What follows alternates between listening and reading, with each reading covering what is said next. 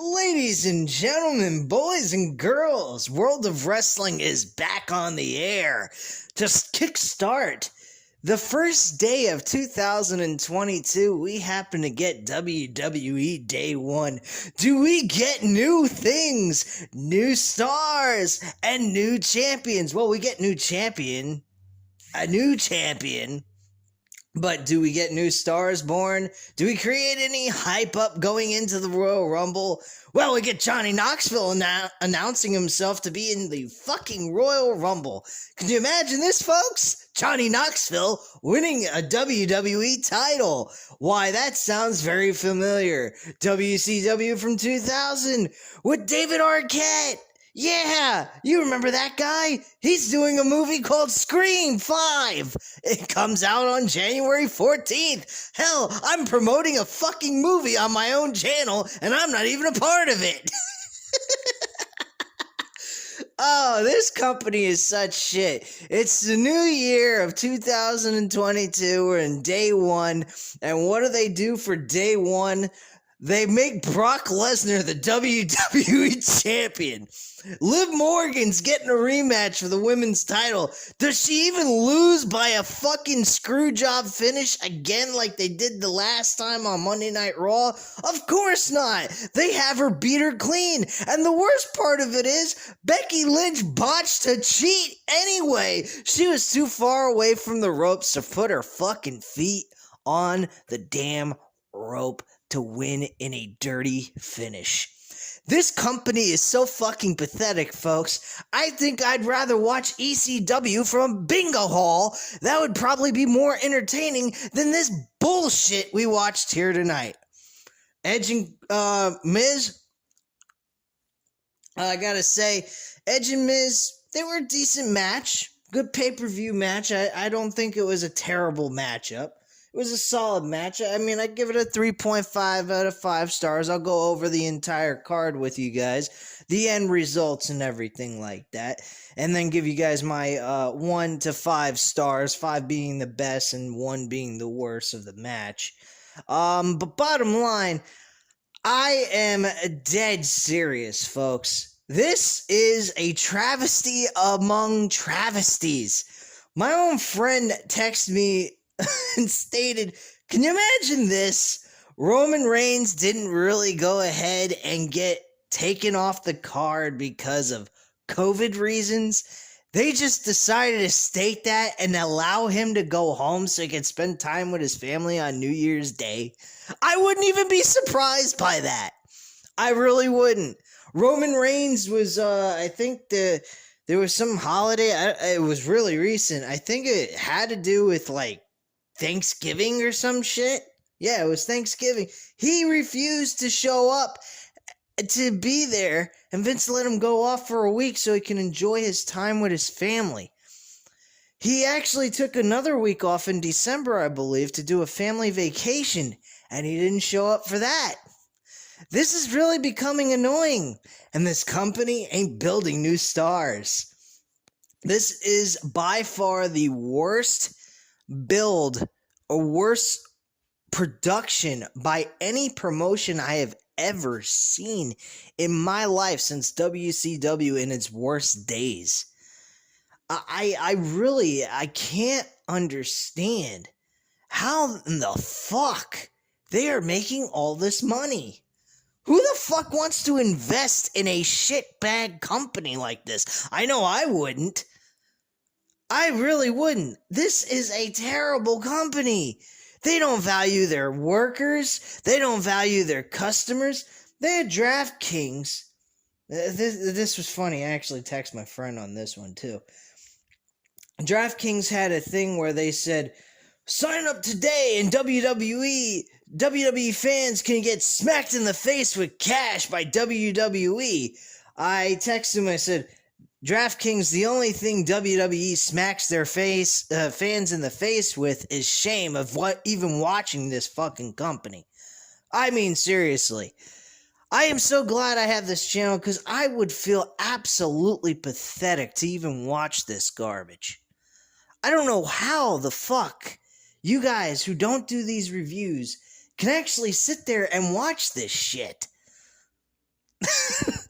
It's mind-boggling. Now, if you guys are following along so you can hear your podcasters talk about the shows and interact with them, okay, I guess I'll give you a pass on that. But man, if you're not even doing that, and you're just sitting there watching this shit going, oh, this is great, like a fucking seal in an amusement park at SeaWorld going, yeah, well, this is fun, sure. No, this is not fun. Wake the fuck up. Paces of the matches are shit.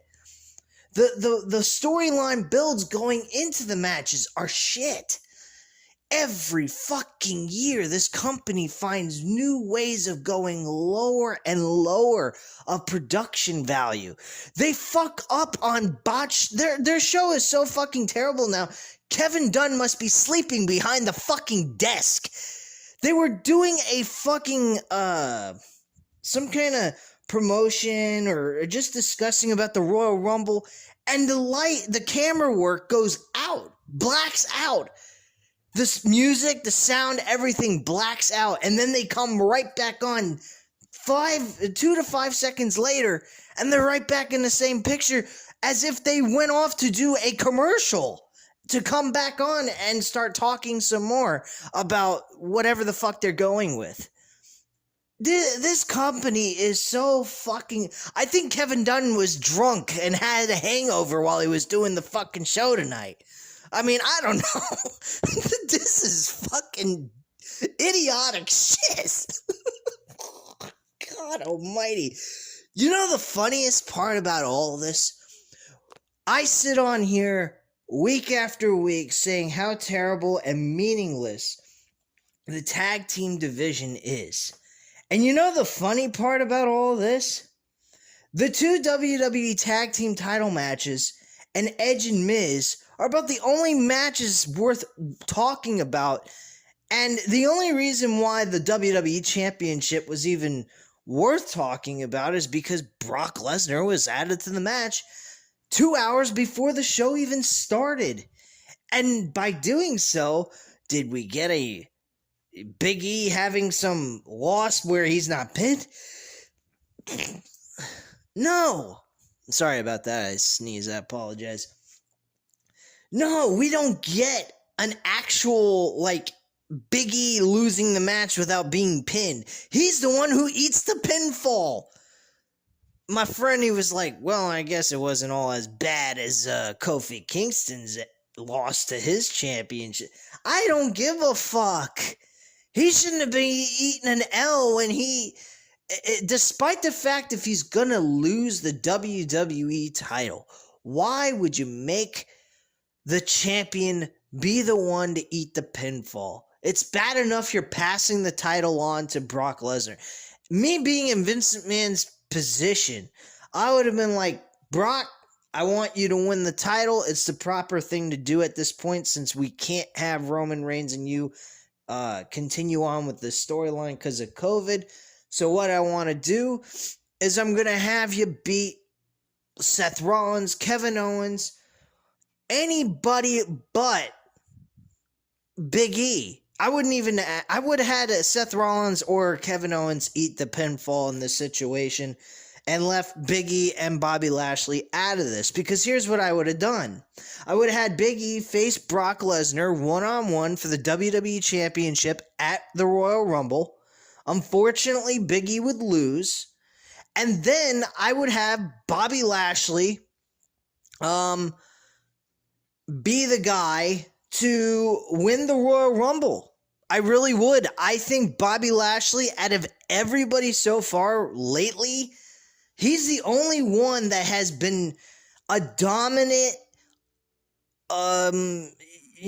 larger than life image in the WWE's eye right now.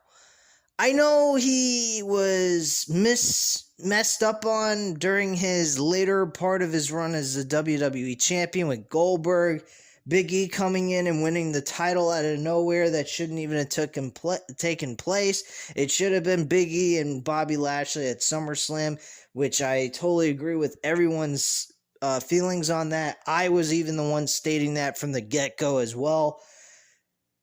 all that aside, despite those two things that they fucked up with at the end, and on top of it having a rematch in Saudi Arabia with Goldberg and Bobby Lashley had a good run as a champion in WWE in 2021. I think that in that situation, I truly feel that Brock and Bobby Lashley should be night one's main event.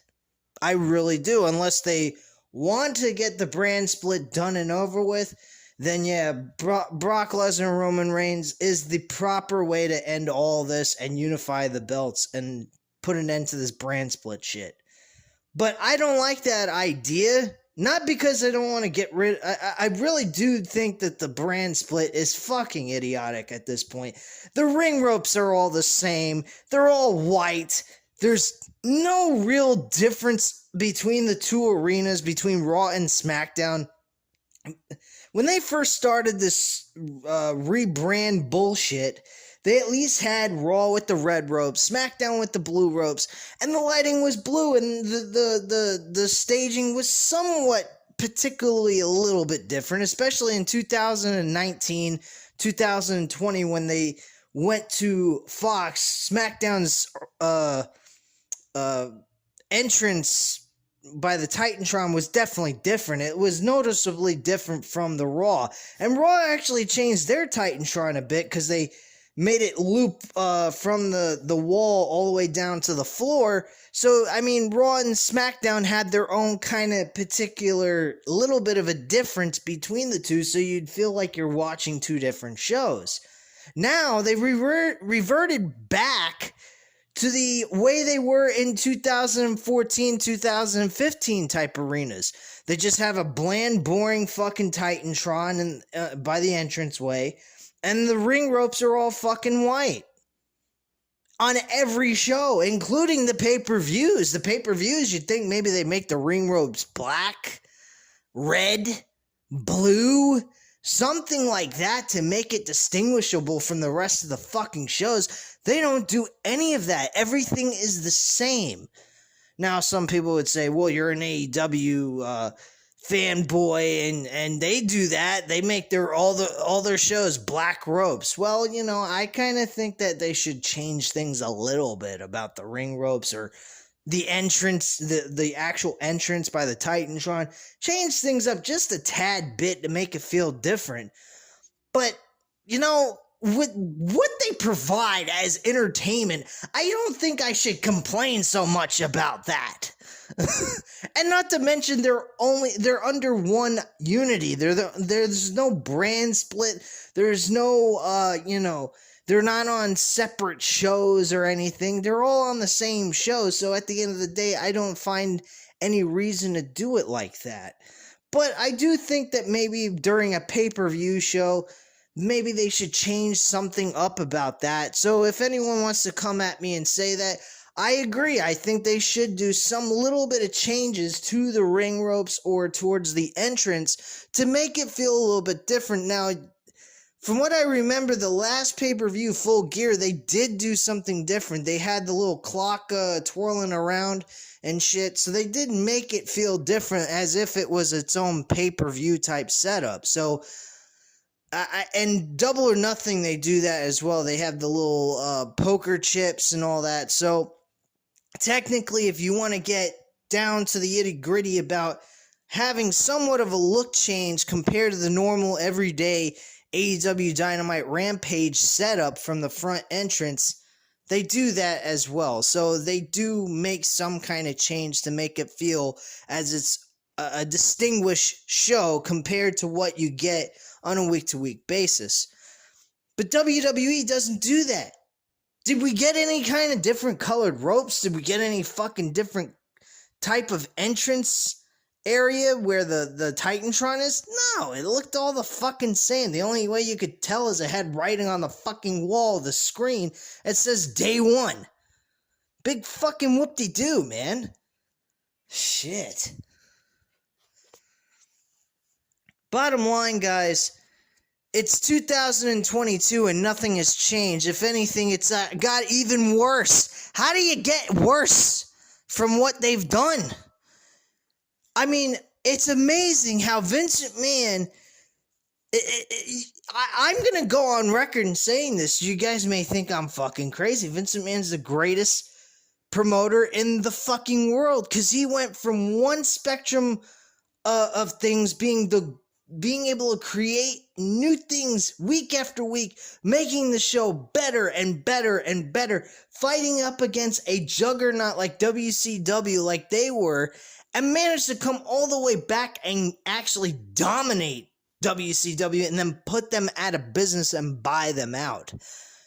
And they created good stuff after that even. And yes, I will agree the content did decrease slowly but surely, but it maintained its value. It's in a sense.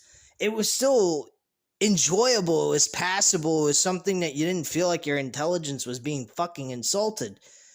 And now Vince McMahon just finds out new ways to be worse and worse and worse. And just when you think you can't get any worse, he finds a new way to get worse. I can't believe it. The guy's an amazing asshole.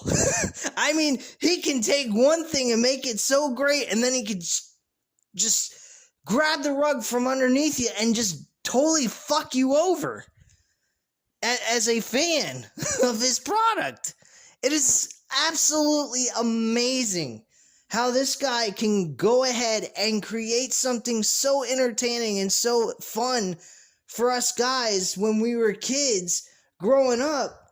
And now we're adults, for most of us. Maybe some of you that are following this channel are kids and have gotten into wrestling. If that's the case, fine. If you're teenagers going into your the age group of the 20s and whatnot.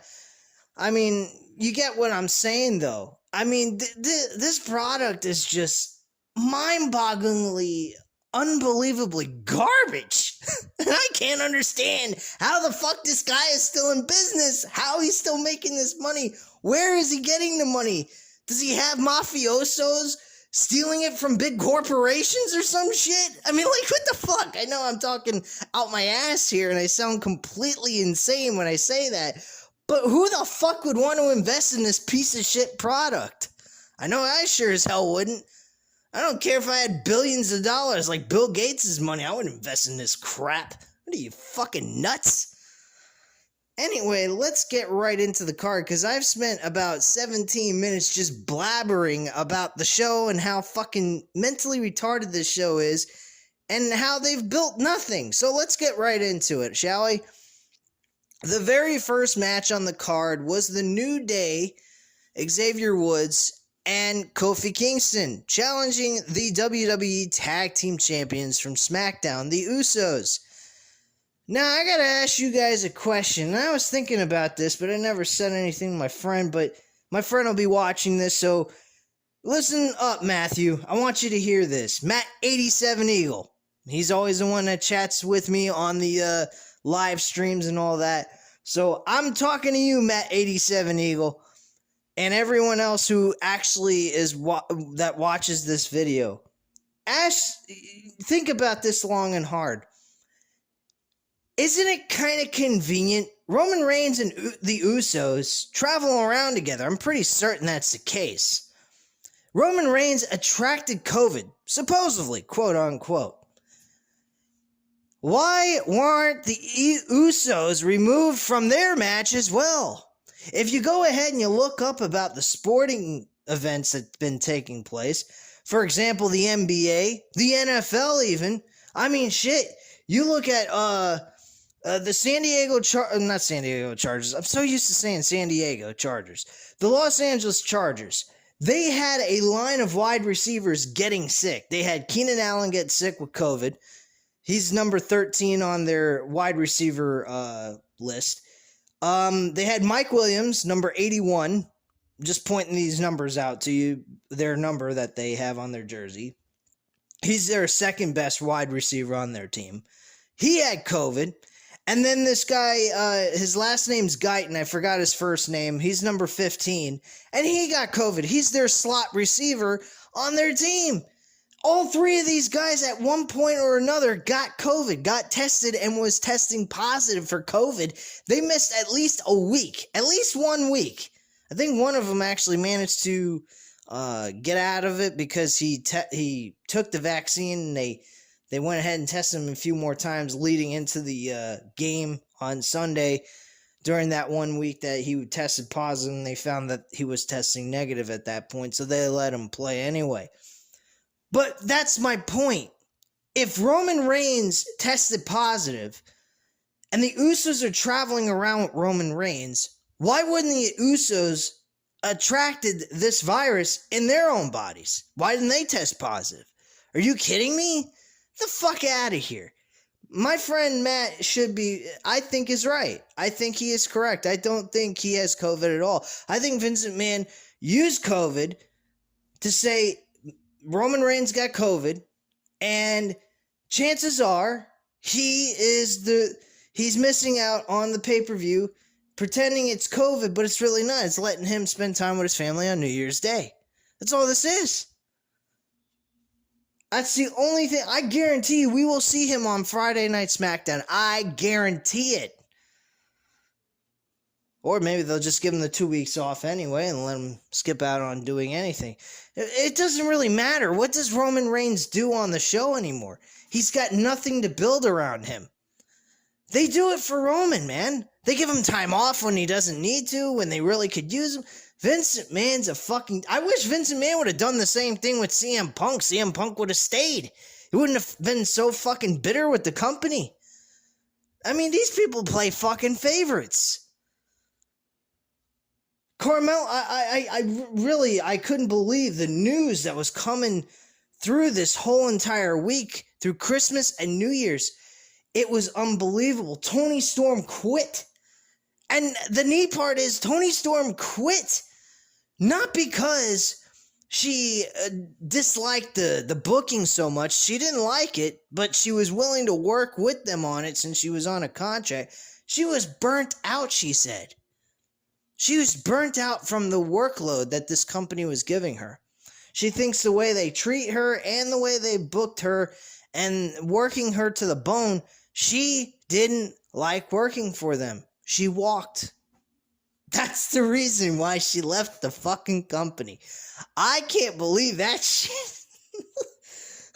Of all the things we could think of as booking is the number one thing, and it wasn't. It was a partial reason why she quit. She was already considering quitting, but eventually she just had something snap in her mind, and she said, I'm done. Fuck it. I quit.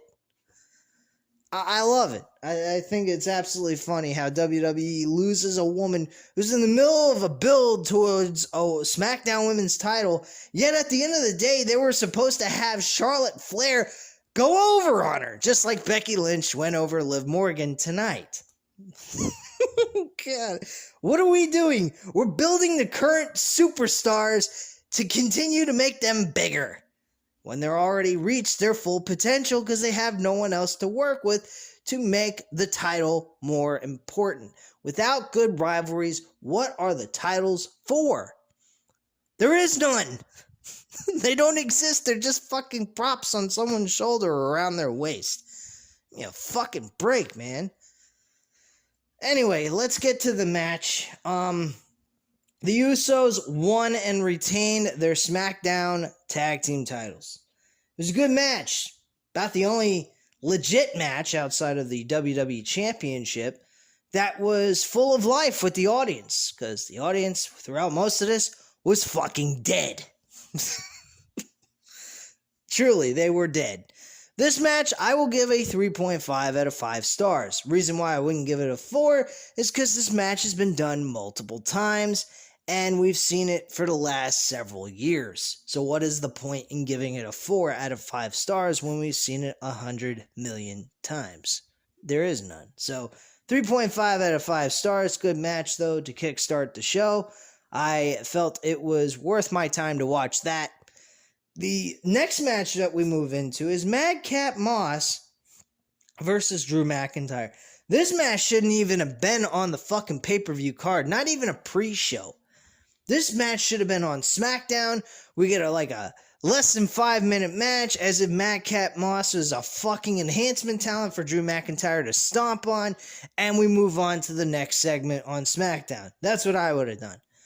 Madcap Moss had at least close to 10 minutes, I think about 8 to 10 minutes, of a match with Drew McIntyre on a pay-per-view. And it wasn't on the pre-show, it was on the main fucking card. And this guy absolutely fucking sucks. He tried to do a catch fall away slam. Drew McIntyre tried to do a crossbody while running to the ropes, and Madcap Moss trying to catch him and then do a fall away slam. He botched it. He lost hold of fucking Drew McIntyre, and he almost fell to the floor as if he had the dog that bit him. Apparently, he must have been drinking a little extra more before the show even started, so he can get that hangover completely out of the way. I don't know. Maybe I'm just throwing shit at the wall here and trying to make jokes, but you get my point. But here's the thing. I was thinking to myself, I'm saying, wait, I've seen shit like this done with Scott Hall back in the 90s in WCW, even in WWF. And he is a fallen down fucking drunk. And he always managed to catch his opponent in those type of situations and then do the fall away slam. And that was one of his signature moves. And then lead it into the Razor's Edge powerbomb and win the match. This guy's trying to do the same thing as Scott Hall, and he can't even fucking do it. What a fucking joke, man. Madcap Moss gets a spot on the fucking pay-per-view, and he looks like a bum. I thought this match was atrocious. Horrible. 1 out of 5 stars, and it's not even Drew McIntyre's fault. This was terrible. A horrible match worth nobody's time to even sit through and watch and pay a ticket to come in there and watch this shit on a pay-per-view 3-hour show. Pathetic. Really pathetic. And a horrible way to treat Drew McIntyre, who, in my mind, should be moving on to the next step towards the Universal Championship and challenging Roman Reigns, and instead he's got this rivalry continuing on from this show. Here's why. After he wins the match, I think it's after the Raw Tag Team title match, they had him do a backstage segment. He's talking about how happy he was, he won the match, and he was getting interviewed. And then all of a sudden, Madcap Moss and Baron Corbin come out of nowhere and beat the living shit out of him, and then put a chair his head in between the chair itself, and he takes one of these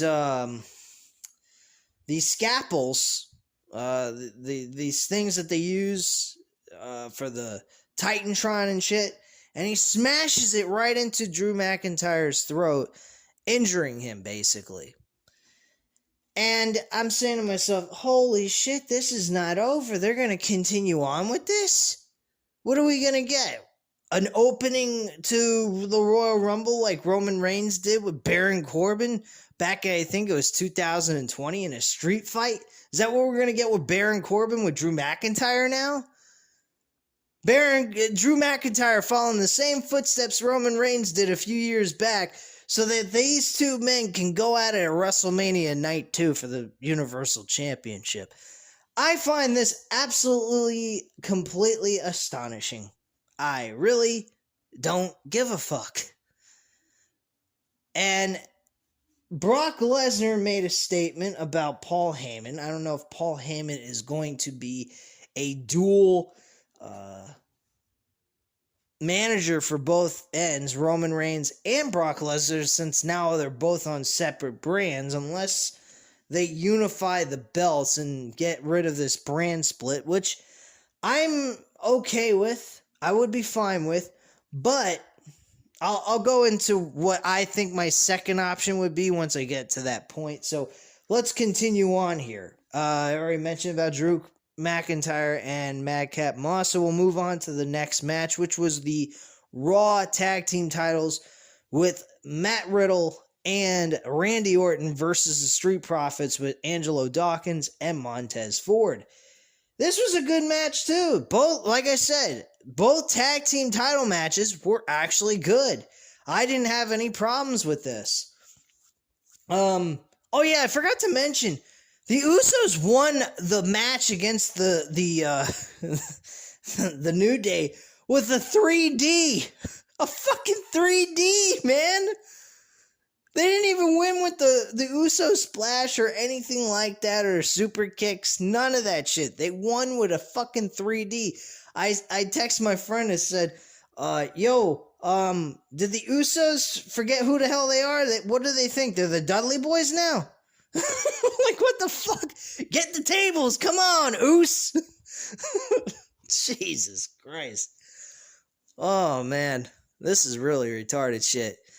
Anyway, going back to the Raw Tag Team titles, this was actually a decent matchup. I really didn't mind this. It did have its moments where it was kind of dull, a little bit boring, but it did pick up near the end, and it was a solid, entertaining matchup. At one point during the match, Montez Ford, I apparently must have been confused, and went from thinking this is a wrestling match to a dance-off between him and Randy Orton. I don't know what the fuck that was. He was tagged in, he did a flip over the rope, and then he started doing a dance. And why he was doing a dance, apparently he must have been talking to Shane McMahon, and he said, I just want to dance, you know? What the fuck? If you guys remember the 2006 DX thing where they mocked Shane and Vince McMahon, that was funny. But I just was like, what the fuck is he doing? Randy Orton was just looking at him like, what the hell are you doing? Randy Orton, I love the fact that he's getting to work with all this talent that he hasn't gotten to work with before, outside of the whole AJ Styles and the Almost guy, but fuck, that was a joke and a half, and they stretched that for a couple of months. I don't even know why the hell they had to do that. After they ended all that, they should have just left it there and never went back to it. But whatever. Anyway, yeah, I have enjoyed Randy Orton in this tag team run with Matt Riddle in some cases. In other cases, I just can't wait when Randy Orton turns on Matt Riddle because I have no sympathy for him. He's an annoying little fuck who drives people crazy. And I just find it very weird that he's sitting there and he's just being an aggravating, annoying son of a bitch. It really pisses me off. But when that happens, I'll be very happy, which I figure it's going to happen by, like, I'd say around probably early February. First pay-per-view in February, something like that. I don't know. We'll see what happens. I'm pretty sure they'll figure out a way to fuck it up and make it meaningless between Randy Orton and Matt Riddle. And don't worry, we'll get Matt Riddle and Randy Orton at WrestleMania, and Randy Orton will be the one that actually picks up the victory, not Matt Riddle. God knows, we don't want to build new stars. We already got enough stars as it is, right? Sure. Anyway, moving on. This match was a 3 out of 5 stars. Pretty solid, entertaining tag team match.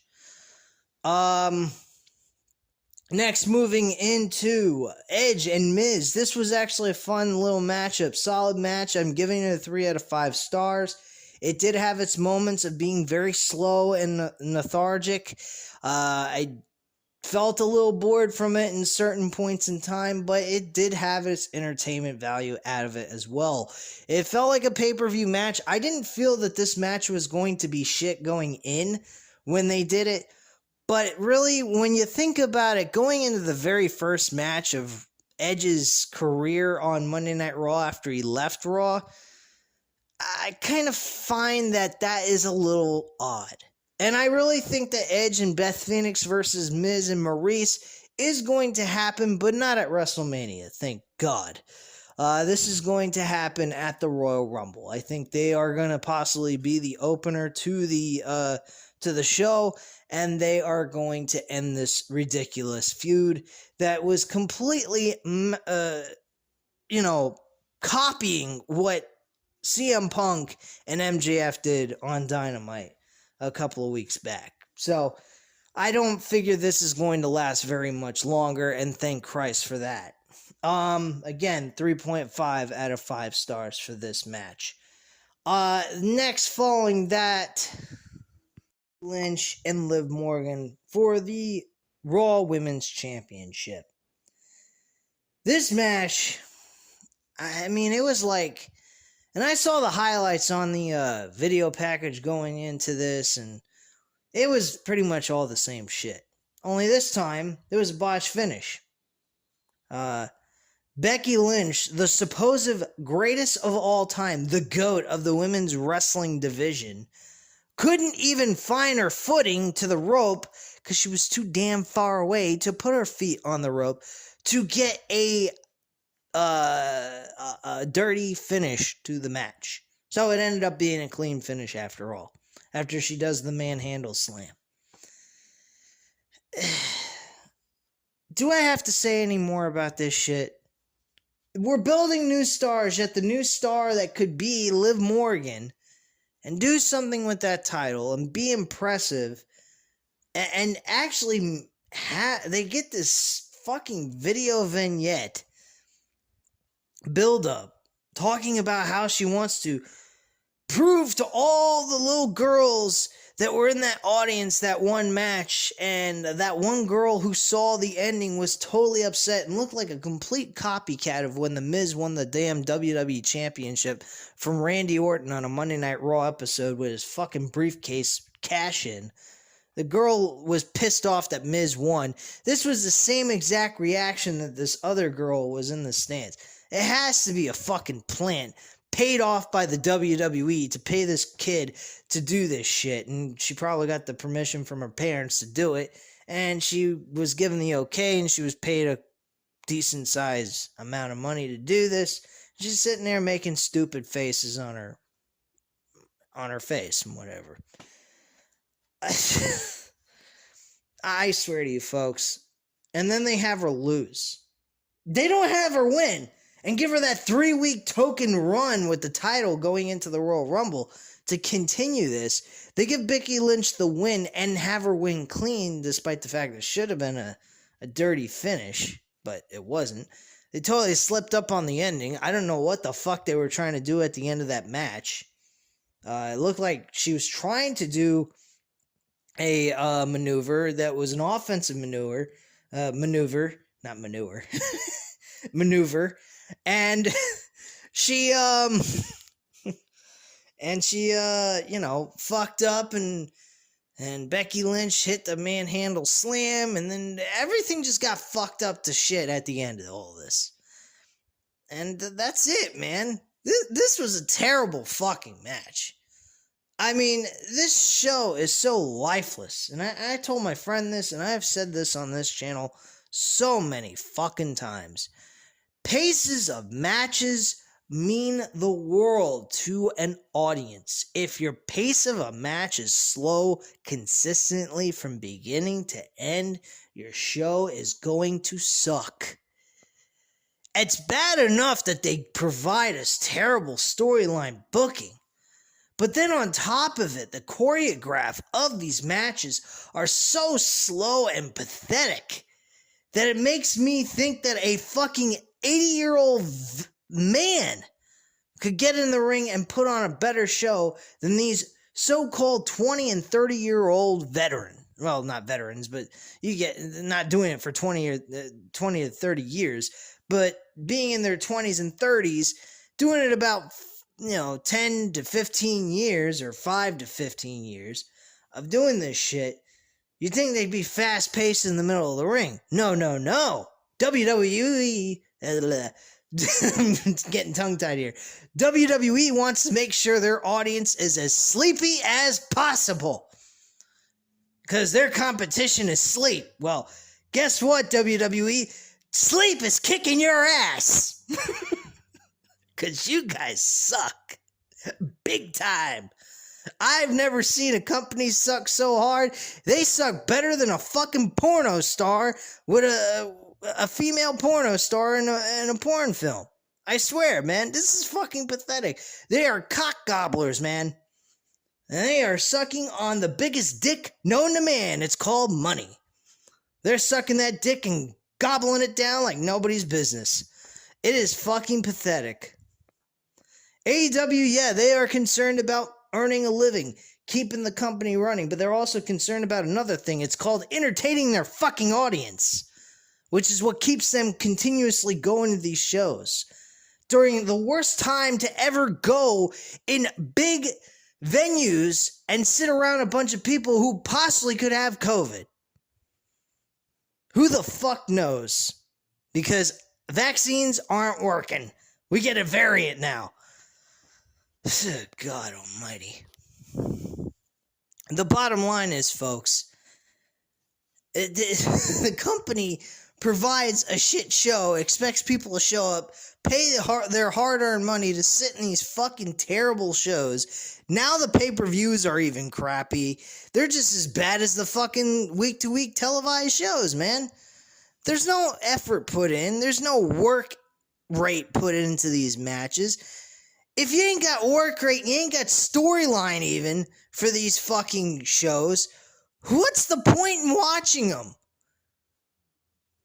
If you got nothing in between the two, work rate in the ring or an actual good storyline going into the pay-per-view, who the fuck cares? I've had a few people come on my channel and say, oh, work rate ain't the important thing, it's the storyline, the build, the overexcitement and making the characters larger than life. Okay, I would agree with that, but there's one small problem. They're not even doing that. They're not doing that. If WCW was around today, in today's day and age, they'd beat them into the fucking ground. AEW is slowly but surely getting closer and closer in ratings. I think I saw something in the demos. Dynamite is coming very close of beating Raw every single fucking week in the demos, I believe. I might be wrong about that, and if I am, I apologize. But man, AEW may not be getting the full-fledged viewers that, you know, get them over the top on WWE, but they have higher ticket sales. Their tickets get sold out 10 times quicker than anything WWE provides. And they just are more popular. People want to go see them. Kids, adults, whoever. Everybody wants to see them. That it don't matter what age group. I mean, look, when I was a kid in 1995, which was probably the worst year in the 90s that WWE ever had, I was watching WCW. I was like, this is childish crap. I know I'm a child, but I enjoyed adult things. I enjoyed adult movies in the sense of, like, not porn, but I'm talking about, like, you know, action-packed movies like Terminator, RoboCop, Die Hard. I loved horror movies like Freddy Krueger, Halloween with Michael Myers. I enjoyed that stuff. I liked adult things. I liked hanging out with adults more than I liked hanging out with my own age group when I was a kid. And that is what I was looking for in wrestling. I wanted to watch things that didn't insult my intelligence. And they did that with the Doinks the Clowns and all the bullshit. And I just was like, fuck this. I flipped it. I saw Hulk Hogan on there with Sting and Ric Flair. I'm like, holy shit, I never even knew this existed. You know, I'm just a kid. I didn't know there was other promotions. I thought WWE was the end-all, be-all wrestling promotion back in the day. And I'm like, flipping through channels, I saw TNT. I'm like, holy shit, what's this company? And it's WCW Nitro. And I'm like, this is when they first started in 1995. I'm like, holy fuck, this is badass. I gotta watch this. So I started watching WCW Nitro for a while. By around 97, I started watching WWE again. More than what I used to, and I started liking it, so I started watching WWE again. But WCW was something I enjoyed watching, but I just couldn't watch both of them. That was the problem. There was no DVRs back then. You couldn't record it, and it's technically illegal to use, back in the day, use VHS tapes and record the shows that were taking place and whatnot. And you couldn't even record it anyway, because if you're watching WWE Raw live at that time, so was Nitro, so you couldn't record that while you're watching fucking Raw on your television set. So it was near to impossible to be able to watch both of them. You had to choose between one or the other. Flipping back and forth is a pain in the ass, so you were pretty much fucked. You had to choose one or the other, or you're done. Or don't even watch either one of them, but I watched WCW Nitro on Peacock and whatnot. I've been trying to get back into it. I just kind of been wrestled out lately, so I've been trying to find other things to do besides wrestling. But yeah, let's move into this card. I'm almost done here. I know I've been talking your ear out here for quite a while, more than usual. Usually my videos are like 20 to 30 minutes, maybe 40 at the most, but this is probably going to go to a full hour almost. But yeah, this match with the Women's Championship, I'm going to give it a 2 out of 5 stars, and that's being generous, I think. I think others would probably feel this is a 1.5 star. Or half a star. Anyway. Yeah, this match was shit. I mean, it had no life to it. It was a shitty fucking ending. And it meant nothing. You built nothing here. A total, let's try to give the young kids some hopes and dreams, and then let's shatter them at the end of all this. That's cool. Whatever. Remember, kids, when you have dreams, expect them to be shattered. You want to know why? Because WWE said so. Sorry, Austin, didn't mean to steal your catchphrase, but hey, that's what they seem to be telling young children these days. Anyway, moving on. Fatal 5-way match for the WWE Championship. This was fun. I will admit that, despite the fact that Big E took the L at the end of all this. Brock Lesnar was kicking ass, as usual. He got the last entrance. Nothing surprising there. Because, God knows, he's more important than the WWE Championship, right? The title's less important than the man, right?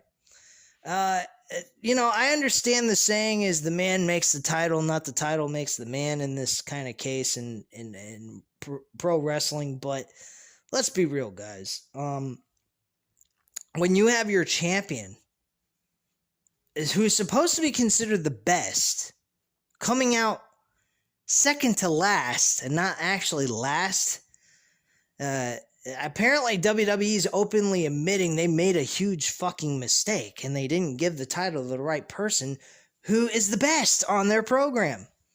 The best on their program ain't Big E. It ain't Bobby Lashley, even though I feel that he is. At least, unless Brock Lesnar was off the show, Bobby Lashley would have been the guy to win the damn WWE Championship. That's who I would have had win the title. But when you add Brock Lesnar in the mix, it totally changed the whole scenario. But yeah, Seth Rollins, fuck no, man. I mean, I hear people that hate on WWE say Seth Rollins is doing a great job as a heel. I think he's fucking annoying as hell. I really don't find him to be a heel. I think he was better with the Authority. That laugh of his, though, with the Authority was really obnoxious, but still, at the end of the day, he was more of a villain than he is now. This villain role he plays is absolutely ridiculous. It really is spent too much laughing and goofing off and acting like a putz, dressing in these horrendous fucking costumes, well, not costumes, suits, and just acting like a fucking complete retard, in my opinion. I don't like his run. I don't find him to be a WWE champion at all. I don't find him at all main event material. I find him in the same level and placement as a Kevin Owens, a Big E. Not even Bobby Lashley's level. Not even Bobby Lashley's level. He's not even at. Bobby Lashley is above all three of these fuckers when we originally had this match. Bobby Lashley looked more intimidating. He looked like he was pumped up to the max, man. Like he was supposed to be the guy to become the WWE champion. That's all I can say, man. Seth Rollins used to be that guy.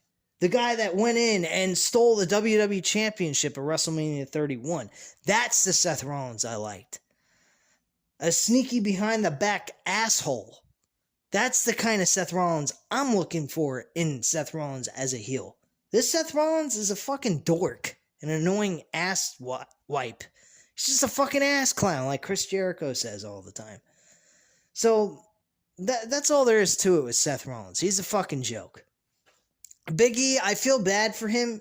I think they could have done something that was meaningful. They put him in a terrible situation. First off, they didn't make him cash in the title the proper way.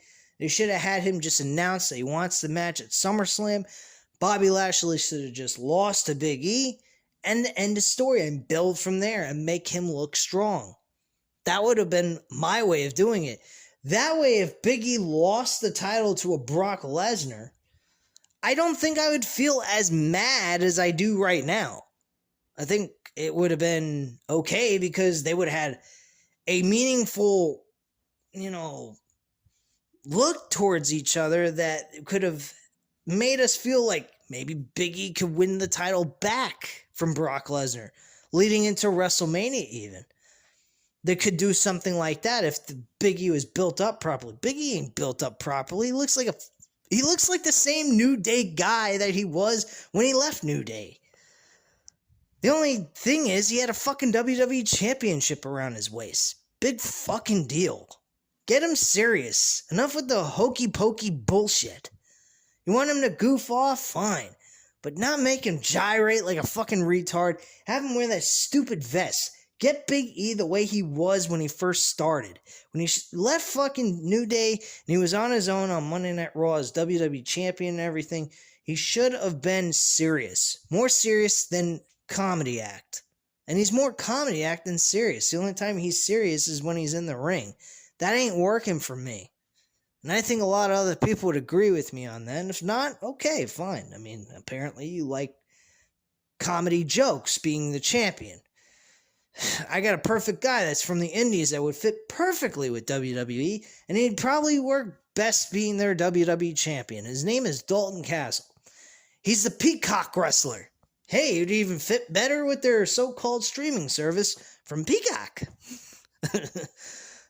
But, bottom line, there's no seriousness behind this company. That's why this show is fucking dreadful to watch every fucking week and every pay-per-view. So, whatever, man. To each his own. If you like this boring shit, keep watching and keep melting your brain cells. To me, I refuse to do so. I just watch it because I got a channel to do, and people enjoy watching my rants and listen to what I have to say on this shit because it's the truth. But, end of the day, Brock Lesnar wins, beats Big E for the WWE Championship, and wins the title. Nothing special here. I wasn't surprised. I'm sure none of you were surprised by this, by the fact he was added to the fucking WWE Championship match.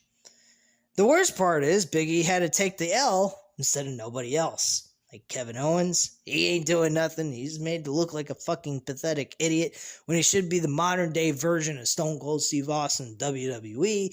More pissed off, more aggressive, not taking shit from no one, and having a connection with the fans. And not hating on them, but hating the other wrestlers that, whether they're heel or face, should not even care about. Should only care about himself and the connection he has with the fans. That's it. And that's what we should be seeing from Kevin Owens, and that would make him a larger-than-life character. And unfortunately, we ain't getting that from him because WWE isn't portraying him that way. So that's the end of that conversation. But Seth Rollins and Kevin Owens should have been one of the two guys to take the L in this situation, not Big E. It hurts him in the long run. He looks the same way as Kofi Kingston. The only difference between him and Kofi is he got to be able to wrestle longer in this match, defending his title, and then losing to Brock Lesnar at the end of the day. And he almost got him in his finishing maneuver. So at the complete look of it, comparison, it's not the same. But still, why does Big E have to eat the L when you have multiple other men you could have had Brock Lesnar choose to beat? I mean, come on. But this match, I'm going to give it a 4 out of 5 stars. Despite the fact that Big E is the one who took the L, I am going to be generous enough to say it was a 4 out of 5 stars because here's the bottom line, folks. It was actually entertaining. It was fast-paced. These guys were physical in the ring, outside the ring, all over the place. They were dropping people through tables, dropping people through the barricade. Despite the fact, yes, it was the same fucking barricade and spot that we normally see with Bobby Lashley spearing Brock Lesnar through the barricade, but at least it was physical. Compared to what we saw in the rest of the show, there was nothing going on. So I'm going to give him that much credit at least. But bottom line, there was nothing eventful on this show. 3 good matches. The main event was entertaining, but the end result was terrible. Big E taking the L, and I just didn't like it. Plain and simple, guys. So at this time, you know what to do. Hit the like button if you like this video. Hit the subscribe button if you're not already subscribed to the channel. And leave a comment down below. I'll definitely get back to you on that. And I thank you guys very much for watching. Have a great night, guys. Bye.